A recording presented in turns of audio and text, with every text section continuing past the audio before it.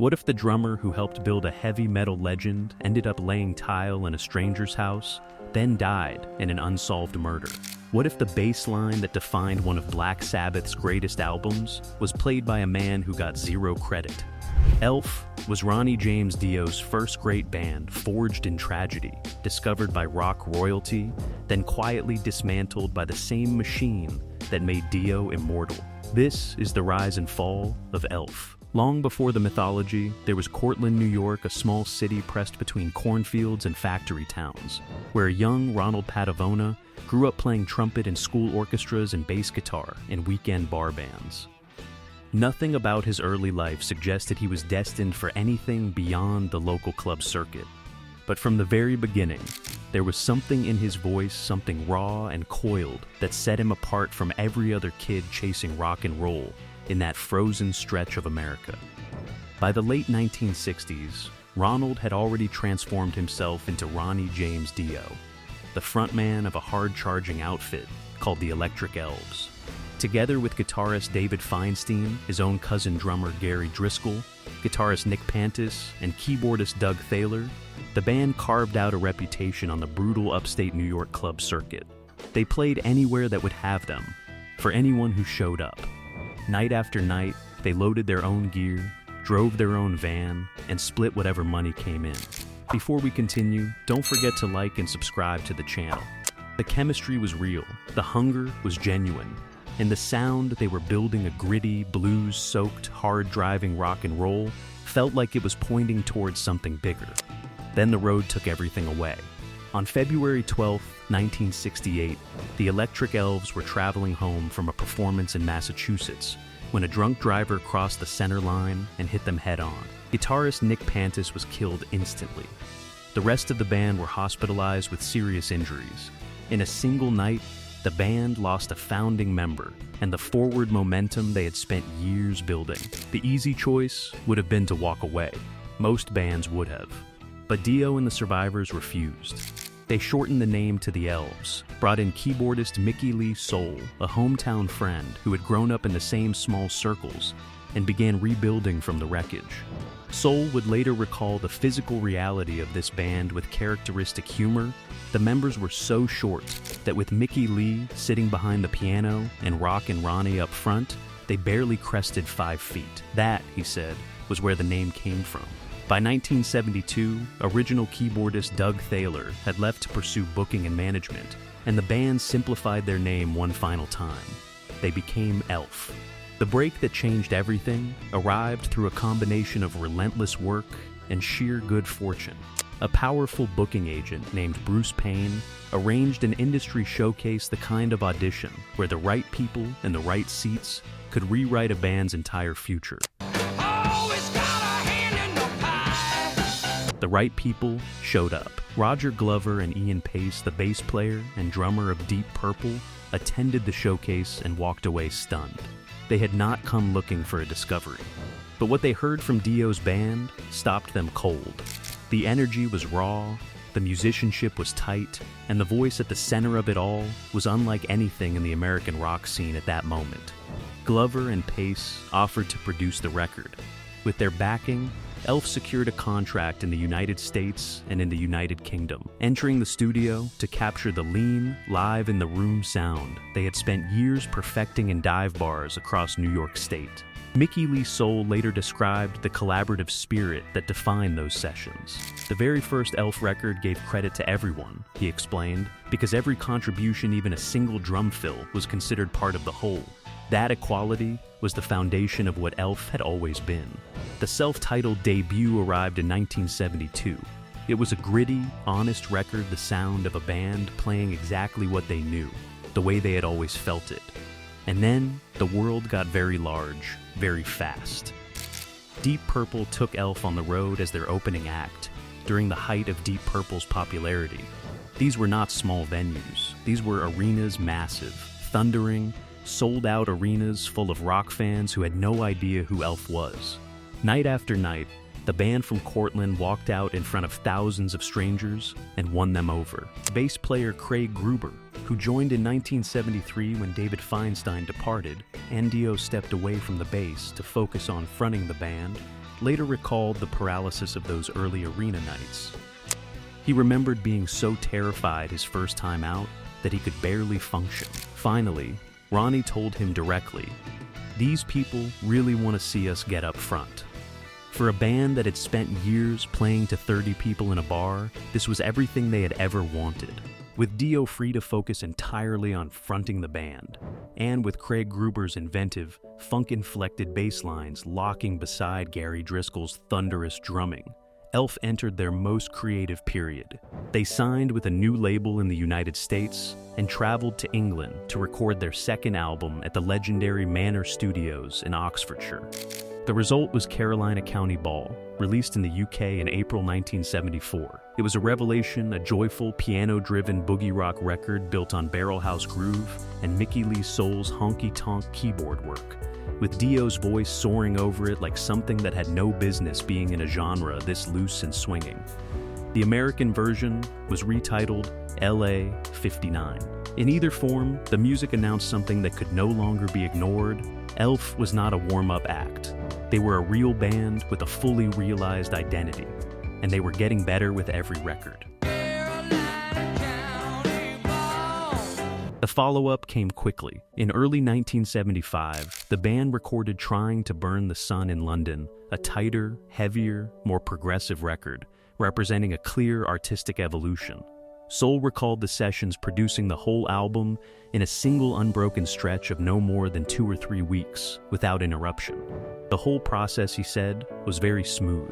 Rock critics and historians who later revisited the material were struck by what Gruber and Driscoll built together rhythmically, a partnership forged over years of playing the same rooms, at the same tempos, night after night. Gruber's bass was described as ranking among the titans of rock, marked by an instinct for subdivision and a deep ear for funk.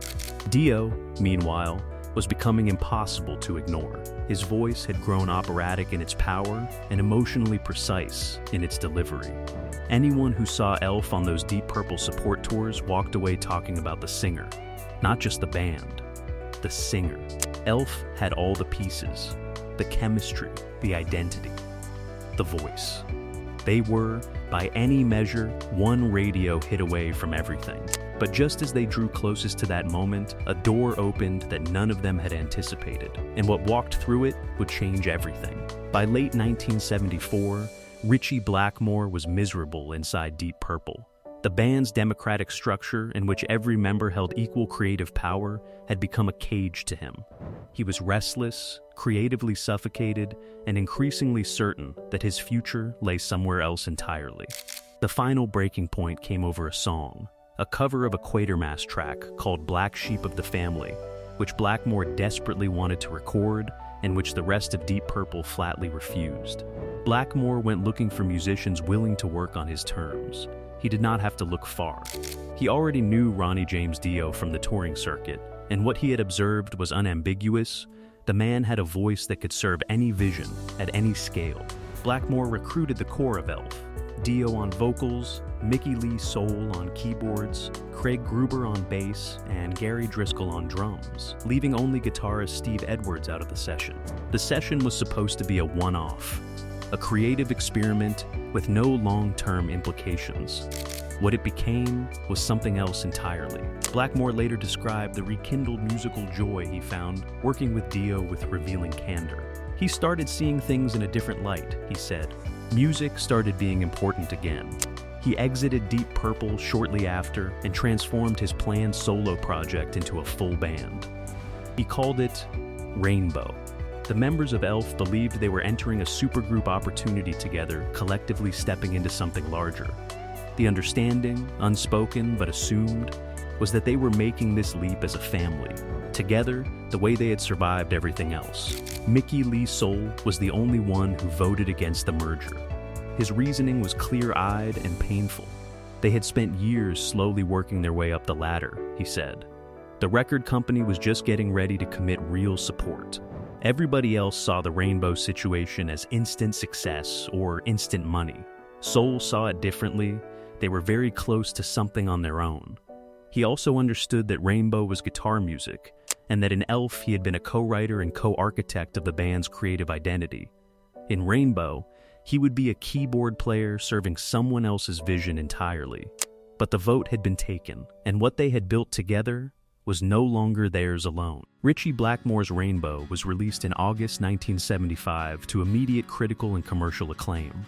It established something genuinely new in hard rock, a heavier, more symphonic sound built on Blackmore's classical instincts and Dio's operatic power. The world heard it and understood immediately that this was significant. What the world did not see was what was happening behind the curtain. Elves' final album, Trying to Burn the Sun, had been released just weeks earlier, in June 1975. It landed in a vacuum. The band that recorded it had already effectively ceased to exist. No promotion, no tour, no future. The album that represented the creative apex of a group that had spent a decade building towards something simply disappeared into the noise of an industry that had already moved on. And then Blackmore began cutting. Craig Gruber was fired first. Gary Driscoll followed shortly after. The dismissals were clinical, not emotional, not personal, simply professional calculations made by a man who felt no obligation to sentiment. Blackmore later addressed his decisions with unapologetic directness. If they were good enough, they would still be in the band. He was not going to stand on stage and tell audiences that he knew his musicians were not very good, but they were his friends, the way most bands did. Mickey Lee's soul watched the packs dissolve in real time. Elf had been a family, he said, a band that had grown up together and gone through everything together. As soon as the Rainbow situation took hold, it became cutthroat and businesslike almost overnight. For Mickey, the final betrayal came not as a confrontation, but as a series of quiet rearrangements of loyalty. After Gruber was fired, Dio proposed a pact with Soul and Driscoll. The three of them would stand together. Then, weeks later, Dio approached Soul alone and proposed a new arrangement, just the two of them, while Driscoll was let go.